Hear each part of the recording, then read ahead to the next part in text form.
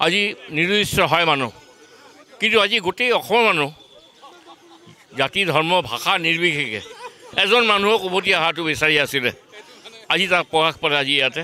আজি এটা ঐতিহাসিক মুহূৰ্ত এইটো, হয়তো ভাৰতবৰ্ষত আন ঠাইত এনেকুৱা হোৱা নাই। আজি নিৰ্দিষ্ট হয় মানুহ, কিন্তু আজি গোটেই অসমৰ মানুহ জাতি ধৰ্ম ভাষা নিৰ্বিশেষে এজন মানুহক উভতি অহাটো বিচাৰি আছিলে। আজি তাক প্ৰকাশ পালে আজি ইয়াতে। যিকেইজন উদ্যোক্তা বিশেষকৈ অসমৰ কথাখিনি তেওঁলোকে কোৱালে, অসমৰ অনুভূতি তেওঁলোকে প্ৰকাশ কৰিলে। আজি ৰমেন দাৰ 1 বছৰ হোৱা আমাৰ পৰা আঁতৰি যোৱা মানে নিৰ্দিষ্ট হোৱা। আমি আশা ৰাখিছোঁ ৰমেন দা কেতিয়াও আমাক বঞ্চিত কৰিব নোৱাৰে। তেওঁৰ অভিমান আঁতৰি তেওঁ আকৌ উভতি আহিব আমাৰ মাজত। আজি এইটোৱে হৈছে কথাটো।